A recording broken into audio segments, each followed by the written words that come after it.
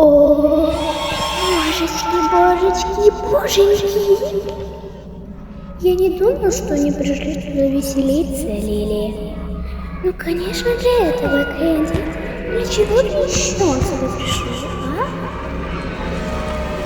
Нам всем будет очень весело.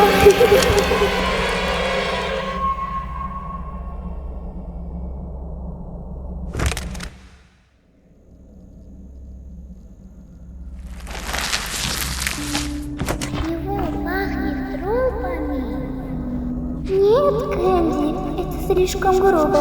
Как удобно будет сказать другу, что от него пахнет мертвечиной. Может спросить, чтобы он наконец-то принял ванну? Сейчас? Нет. Мы должны готовить чаепитие. Можешь ли ты быть хорошим другом и принести мне шоколадную булочку из подвала?